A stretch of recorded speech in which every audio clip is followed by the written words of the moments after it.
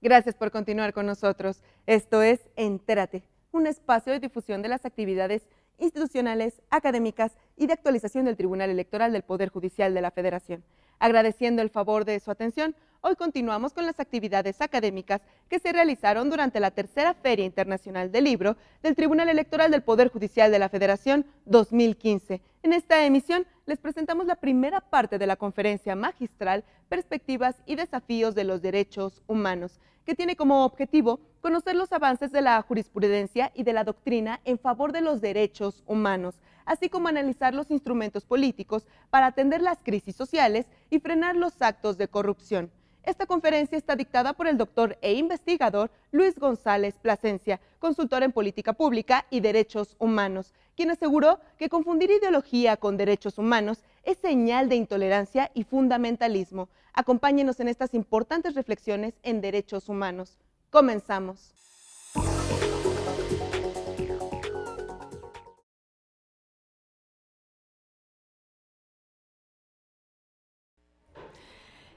Continuamos con los trabajos de esta tercera Feria Internacional del Libro del Tribunal Electoral del Poder Judicial de la Federación 2015 y es el momento de presentar la conferencia magistral Perspectivas y Desafíos de los Derechos Humanos. Dictará esta conferencia el doctor Luis González Plasencia, secretario académico de la Universidad Autónoma de Tlaxcala y consultor especialista en materia de derechos humanos y política pública, para quien pido un aplauso, por favor.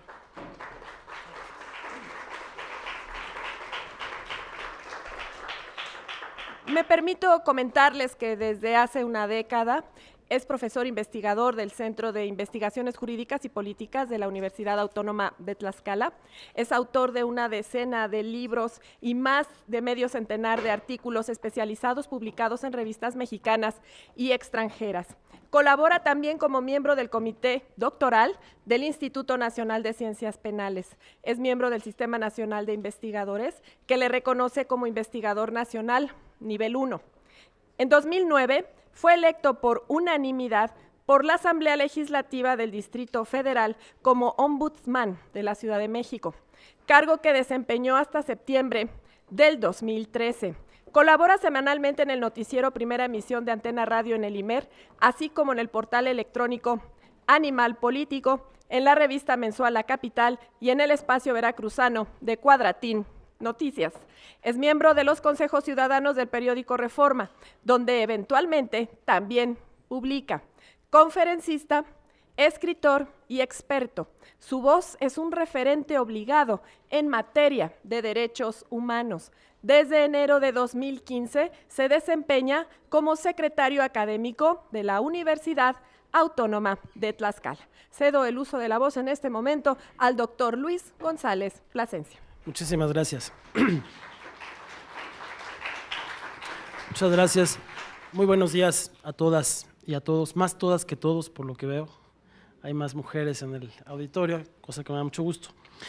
Bueno, agradezco infinitamente al tribunal la oportunidad de estar en la Feria del Libro y de poder platicar con todas y todos ustedes sobre estos temas de derechos humanos. Y le agradezco de manera muy especial a mi amigo Agustín por la cordial invitación.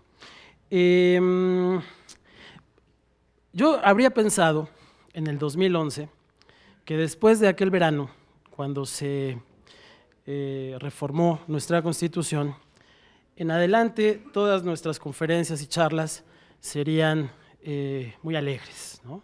Habríamos estado celebrando los avances, lo que significó aquella reforma del 2011 y seguramente la manera en la que esta se habría venido consolidando, pero desafortunadamente no es así, ¿no?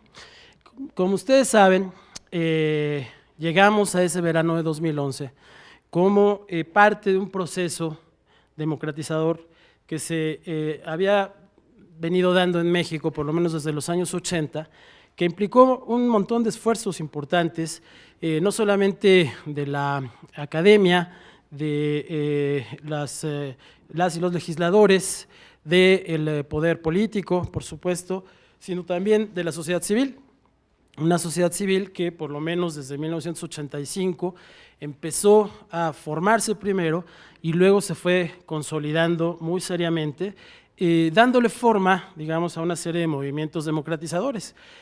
Vimos los movimientos de mujeres, ¿no? Los movimientos por los derechos de las mujeres, vimos también un poco más adelante los movimientos de los derechos de las personas indígenas, de niñas, niños y adolescentes, en fin.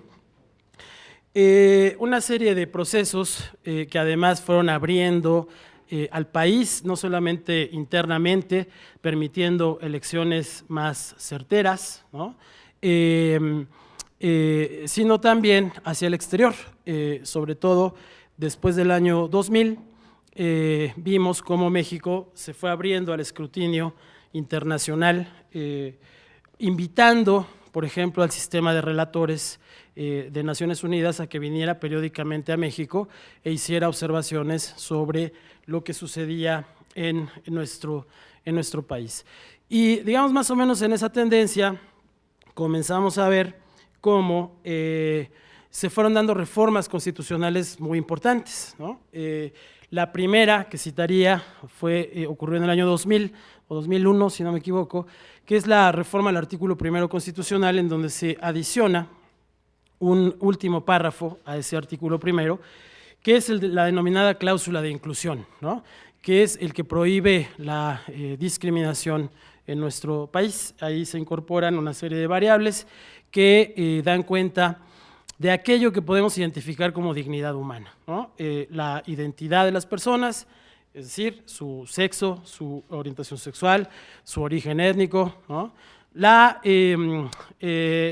Digamos, la forma de vida de las personas, la identidad colectiva que está relacionada con la religión, con las tradiciones, con las costumbres y también, por supuesto, su situación, particularmente de cara a la desigualdad, ¿no?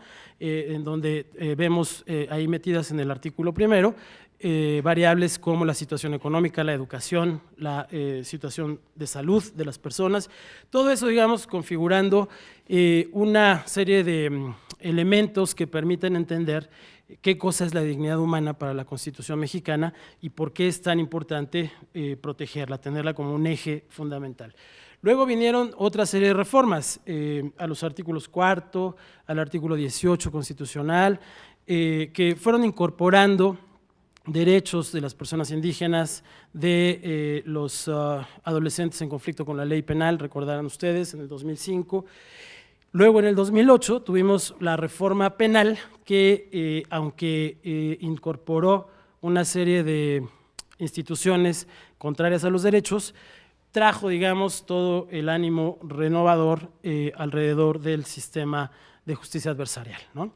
Y culminamos en el 2011 con esta gran reforma constitucional que vuelve a reformar el artículo primero, dándole unos alcances que no habíamos tenido jamás. Yo les puedo decir que quienes nos hemos dedicado a este tema, vimos en aquella reforma la materialización de una serie de deseos, de apuestas democráticas que se estaban cumpliendo, ¿no? Era de verdad increíble que hubiésemos reformado la Constitución como lo hicimos. Por ejemplo, terminamos con el debate aquel legendario del lugar de las normas de derechos humanos en la Constitución. Ustedes se acordarán que antes se debatía si estaban encima, si estaban abajo, si estaban donde estaban, y la redacción que se hizo del artículo primero permitió dejar de lado la discusión sobre los tratados en sí y centrarnos en las normas, ¿no? Entonces, más allá de dónde estén los tratados, de si están arriba o abajo de la Constitución, todas las normas de derechos humanos estén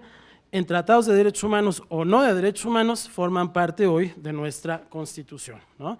Incorporamos el principio pro persona, que dio, digamos, un indicador general para la interpretación de las normas que pudieran entrar en conflicto con los derechos humanos.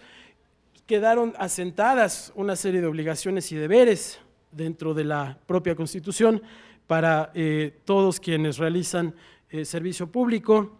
En fin, tenemos un artículo primero excepcional, ¿no? Verdaderamente un gran logro en términos legislativos, que después tendría que haberse venido desarrollando en normas secundarias y también, de alguna manera, servir de confrontación a otras normas que teníamos previas que habían sido ya identificadas, por ejemplo, por los relatores, por todo el sistema ONU, ¿no? Y también por las comisiones de derechos humanos nacionales, locales, acá en México, pues, como contrarias a los derechos humanos. El caso paradigmático es el del arraigo, ¿no?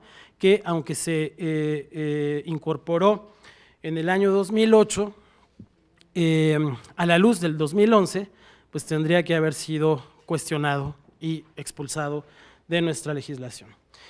Sin embargo, todo ese proceso se dio, digamos, de manera concomitante con una transformación fundamental de la realidad en México, ¿no? Con la manera en la que hemos venido construyendo la sociedad del siglo XXI en este país, que pues como todos los procesos, tiene una vertiente histórica fuerte, ¿no? Una vertiente histórica muy sólida, y también un eje, digamos, transversal que ayuda a explicar el aquí y el ahora mexicano. Muchos colegas han estudiado cuáles han sido, digamos, los efectos de nuestra naturaleza postcolonial, ¿no? Nosotros, como ustedes saben, somos un estado postcolonial, fuimos objeto primero de una conquista, después de un largo proceso colonial, y apenas en 1810 México nace como una nación moderna, ¿no? Sin embargo, muchos se han cuestionado hasta dónde esa situación de nación postcolonial realmente llegó a consolidar una sociedad homogénea, ¿no? Hasta dónde podíamos pensar que lo que emergió después de la colonia, eso que nos ha enorgullecido tanto, el mestizaje mexicano, es realmente homogéneo. Y hasta dónde más bien fue la base para la construcción de lo que hoy podríamos identificar claramente como dos Méxicos totalmente diferentes, ¿no? Y muy, muy distanciados.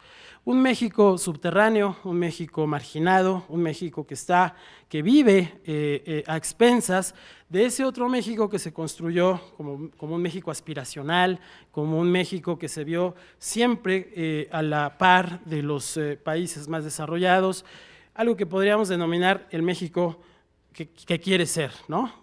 Lo digo en español para no utilizar esa expresión que luego usan los chavos y que nos permitiría llamarle un México wannabe, ¿no? Entonces, ese México que quiso ser siempre estuvo por encima de ese otro México de nuestras personas indígenas, ¿no?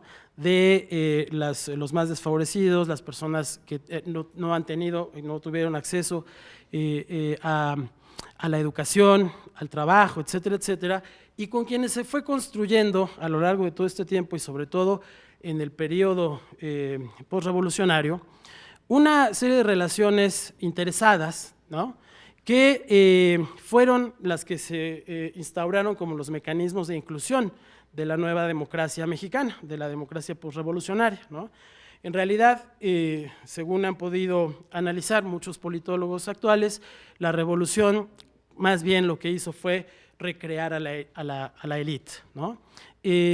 Más que generar un cambio, una transformación desde abajo, formó una nueva élite, en este caso una élite política, que estableció una serie de mecanismos que a lo largo de los últimos 100 años, ¿no?, han venido marcando la manera en la que conformamos nuestra institucionalidad en México. Ahí nacieron una serie de prácticas que se fueron arraigando, digamos, a un modelo que podríamos denominar un modelo de conveniencias, de contactos y de conocencias, ¿no? un modelo en el que para poder estar incluido era fundamental tener algún conocido, ¿no? Alguna conocida, que funcionara como contacto para poder incorporarse, por ejemplo, a un trabajo en una Secretaría de Estado o en alguna instancia del gobierno. De igual manera, el Estado fue generando otros mecanismos de cooptación, ¿no? Que permitieron sectorizar a la población que no era burócrata, la población que no estaba metida en la burocracia, estaban sectorizados, ustedes se acordarán, el sector campesino, el sector obrero, el sector popular, ¿no? Y se construyó un sistema de prebendas, de conveniencias mutuas, que generó una institucionalidad sumamente débil, ¿no? Es verdad, en el siglo XX construimos instituciones muy importantes y muy fuertes y además muy famosas, incluso a nivel internacional, pero no construimos organizaciones fuertes, ¿no? Construimos las instituciones, es decir, las normas que le dan origen, sus facultades, etcétera, etcétera, pero las organizaciones que fueron configurando estas instituciones eran organizaciones que crecieron, así como digo, bajo este modelo de contactos, de prebendas, de conveniencias mutuas, ¿no? Hay análisis muy interesantes que dan cuenta de cómo incluso la comunicación con el sector más marginado del país se daba a partir de la posibilidad de generar una especie de aspiración en los líderes que se iban formando de modo natural en todos estos gremios, ¿no? De aspiración de pertenecer a ese México, digamos, de primera, ¿no? Con las connotaciones que eso tenía en la relación con los agremiados, ¿no? Por ejemplo, el uso electoral de las grandes masas a las que se les convocaba en determinados actos para que fueran a apoyar a un candidato político a cambio de un refresco o una torta, ¿no? Y que son esos actos que son muy popularmente conocidos. El tema es que esa realidad fue configurando un sistema pues de corrupción, ¿no? Sumamente arraigado. Yo creo que el gran problema que tenemos en este país es que sin darnos cuenta, o probablemente nos dimos cuenta algunos, fuimos construyendo un modelo en el que es necesario participar de alguna manera de todo este sistema para estar dentro, ¿no? Para poder ser incluido. Y cuando no se participa de ese sistema, pues el destino es la exclusión, ¿no? En buena medida, incluso a nivel de nuestras relaciones familiares, hemos construido la idea de que si algún familiar nuestro está en una posición destacada, pues es como si fuera para toda la familia, ¿no? Porque entonces ese familiar nuestro tendrá que darnos trabajo o algún beneficio tendrá que darnos porque para eso está ahí y porque somos familia, ¿no? Fíjense cómo ese tipo de cosas no solamente no se ven mal, ¿no? Sino que se convierten en un motor de exigibilidad que va creando sistemas de amigos, sistemas de familiares, sistemas de relaciones a través de todo este tipo de intereses que se van configurando. Cuando llegamos al año 2000, llegamos con un sistema de esa naturaleza muy, muy arraigado. Funcionaba, entre comillas, porque siempre funcionó para quienes estaban dentro, desde luego, ¿no? Quienes se beneficiaban, pero funcionaba, entre otras razones, porque el sistema era un sistema sumamente autoritario, ¿no? Un sistema que tenía dos caras, por una parte muy paternalista, pero por otra parte muy autoritario, ¿no? Entonces, digamos que mantuvo una relación pacífica, ¿no? Salvo en algunos momentos en los que brotó la violencia, como en los casos de los ferrocarrileros, de los estudiantes en el siglo pasado, ¿no? Pero mantuvo, digamos, más o menos una paz sostenida en esa aspiración a pertenecer, ¿no? O al miedo a ser excluido. Entonces, esos mecanismos fueron, digamos, configurando el modelo social con el que llegamos al año 2000. Pero desde los 80 también, y hacia acá, el escenario externo, esa es la variable histórica, ¿no? Pero la otra variable, la transversal, nos nos enfrenta ahora, a partir de los años 80, a un nuevo escenario internacional en el que el Estado empieza a dejar de tener fuerza, ¿no?, para, digamos, tener que someterse al mercado.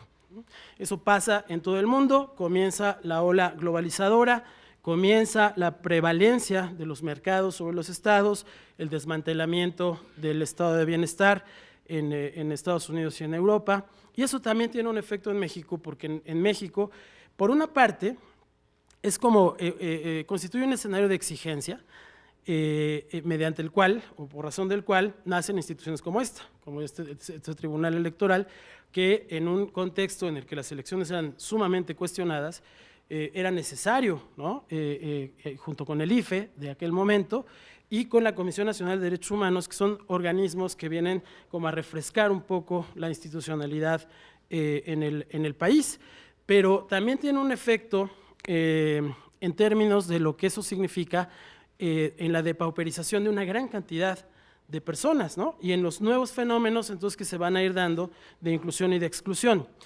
Algunos criminólogos, por ejemplo, plantean ese escenario como el escenario germinal de todo el desorden que se generó con la criminalidad organizada después del año 2000. No es que antes no existiera, es que estaba controlada, ¿no?, tenía otros mecanismos, pero cuando el Estado pierde fuerza, ¿no?, el crimen organizado se arraiga y además se aprovecha de esas estructuras débiles de relaciones de componendas que tenemos en la sociedad mexicana para, digamos, ir penetrando al Estado en muchos lugares. Toda la primera década del siglo XXI, eso generó un ambiente de altísima violencia, como todas y todos saben, ¿no?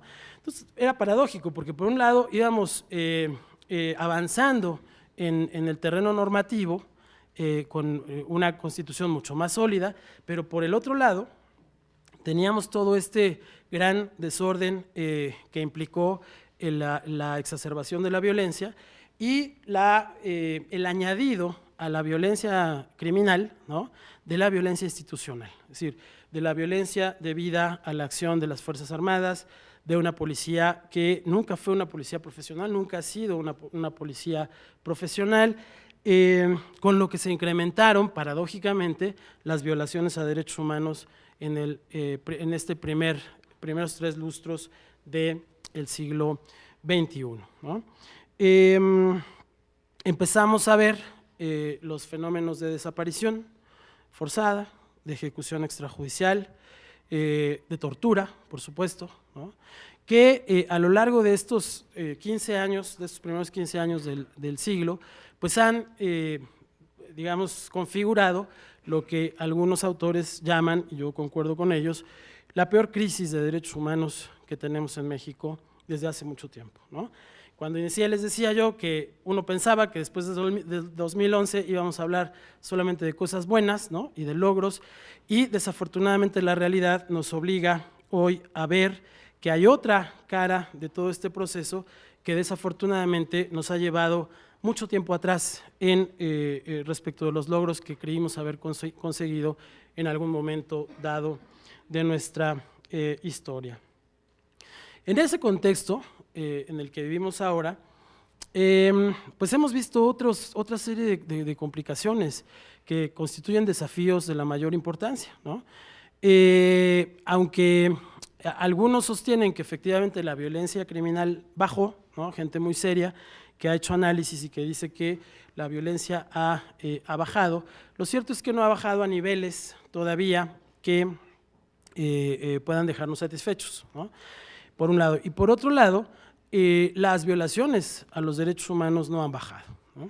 El tema de la tortura, por ejemplo, que ustedes recordarán, hace apenas un par de semanas suscitó un debate muy ríspido entre la Cancillería mexicana y el relator Juan Méndez, el relator de la ONU, ¿no?, porque Juan Méndez dice en su informe que la tortura en México es generalizada y la Cancillería pues opina lo contrario, ¿no? Sin embargo, más allá del calificativo que usemos, lo cierto es que la tortura está instalada, ¿no?, como uno de los principales mecanismos que la policía y el ejército utilizan cuando quieren incriminar a una persona o cuando quieren interrogarla, ¿no? Hay miles de casos, las comisiones de derechos humanos documentamos en el 2013, en un informe que llevamos al relator, documentamos casos en prácticamente la mitad del territorio nacional y nos quedamos en la mitad del territorio porque por razones diversas las otras comisiones no aportaron sus casos, ¿no? Pero cuando uno aprecia la realidad de la tortura, pues vemos que ocurre en prácticamente todo el país, ¿no? Aquí en el Distrito Federal, por supuesto que ocurre.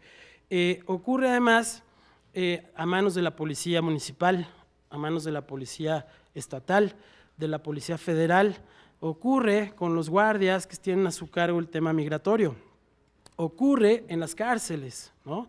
Entonces, la tenemos en toda la cadena de situaciones en las que algún funcionario tiene la posibilidad de detener a alguien, ¿no? Ocurre además transversalmente en la población. El problema de la tortura sexual, por ejemplo, casi nunca se habla de él, ¿no? Pero es uno de los temas que más preocupan porque ocurren con una gran frecuencia, ¿no? Las niñas, niños y adolescentes, sobre todo los adolescentes en conflicto con la ley, y las personas jóvenes también suelen ser como los principales clientes, por decirlo de alguna manera, de los torturadores, ¿no? ¿Y qué vemos ahora en este contexto? Lo que vemos es un cierre del Estado, ¿no? Que empieza a preocuparnos muchísimo. Primero porque es como un poco no querer ver esta situación que está ocurriendo en el país a la luz de ese México wannabe del que hablábamos hace un ratito, ¿no? Ayotzinapa fue uno de los principales digamos, motivadores de esta necesidad de voltear hacia ese México, ¿no? De ver qué está pasando en los municipios, qué está pasando en las comunidades, cómo está viviendo la gente en estas comunidades y cómo cuando hablamos de Estado de Derecho difícilmente podemos pensar en que toda esa parte de México está incluida, ¿no? El dolor que se vive, la precariedad que se vive en estas instancias, incluso llega a justificar la violencia. Hay algunos teóricos del anarquismo que plantean hipótesis muy interesantes, ¿no? Uno de ellos, de apellido Scott, dice, por ejemplo, que uno de los mecanismos de la dominación implica el relato, ¿no? Digamos, la formulación de metáforas aspiracionales, tal cual, de modo tal que este México que se mantiene violentado tiene la esperanza de que algún día, de algún modo, alguien venga y los rescate, ¿no?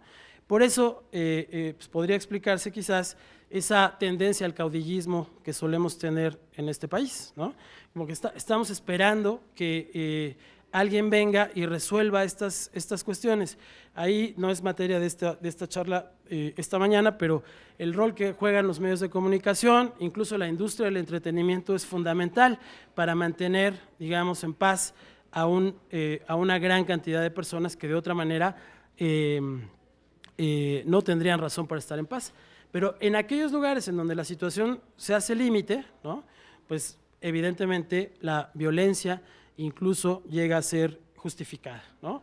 Alguna vez cuando entrevistaban a uno de los jóvenes sobrevivientes de aquel lamentable hecho de Ayotzinapa, él decía: a nosotros nos critican porque rompemos cristales, nos critican porque tomamos autobuses, pero nadie se preocupa de lo que les pasó a nuestros 43 compañeros, ¿no? Que desaparecieron, y nadie se preocupó antes de la situación que estamos viviendo totalmente precaria acá, ¿no?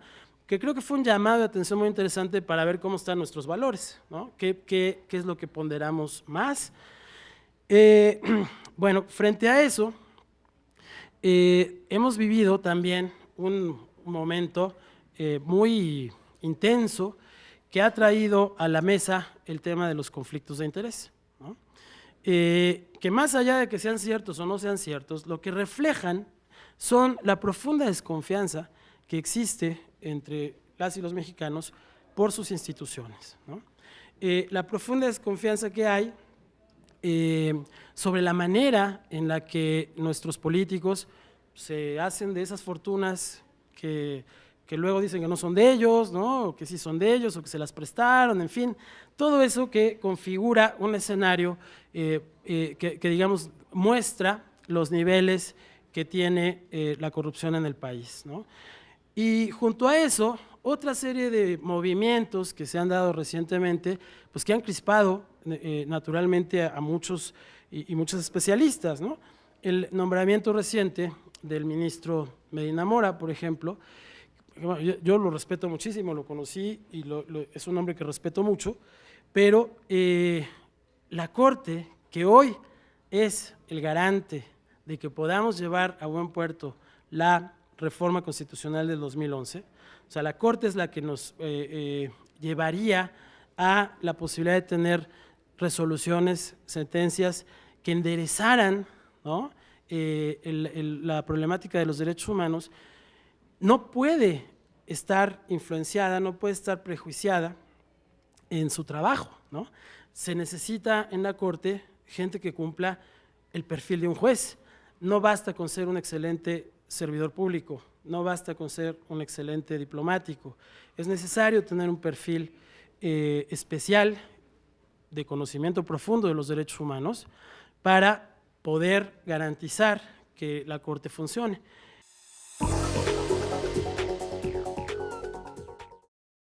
Los esperamos en una próxima emisión de Entérate, con más de las actividades de la Tercera Feria Internacional del Libro del Tribunal Electoral del Poder Judicial de la Federación 2015, solo por plataforma electoral. Soy Roxana Noriega, hasta la próxima.